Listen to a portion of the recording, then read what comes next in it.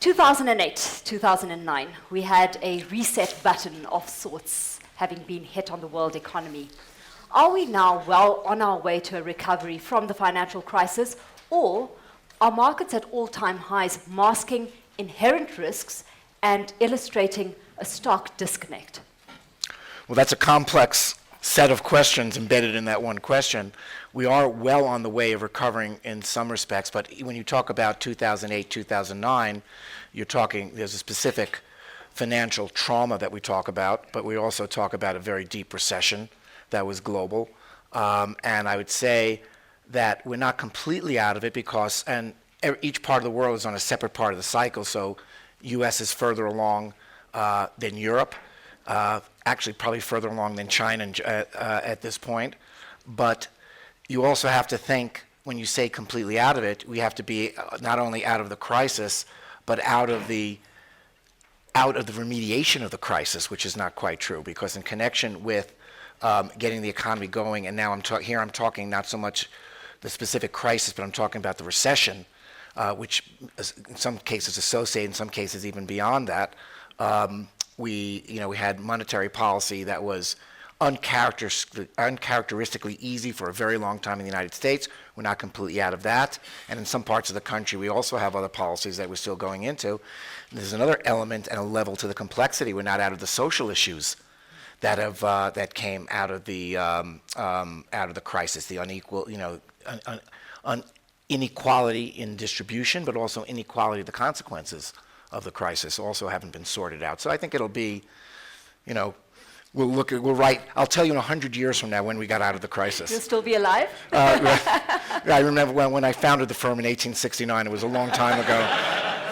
I'm not sure I have another 100 years in. To what extent, though, does the fact that fiscal policy stimulus has been so heavily relied on make you nervous? Because many have said that we're going to see economies suffer one heck of a hangover once this drug wears off.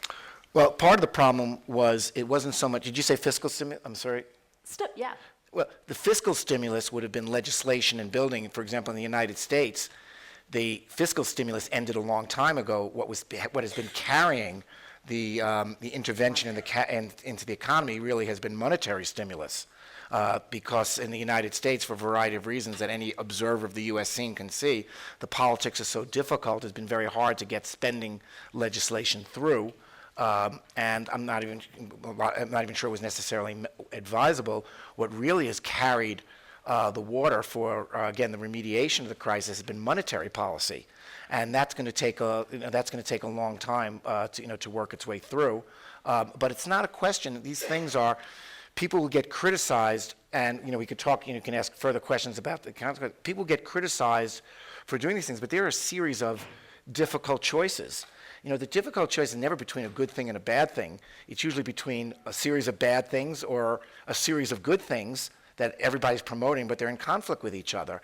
Here, there was a bunch of risky alternatives to go through, and I think the people who manage the economy, certainly in the United States and now in Europe, who are following the same process, picked what they thought would be the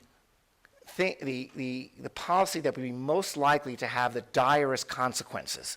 And the direst consequences would have been a movement into deflation, permanent recession that you can't get out of. So they took enormous risk of inflation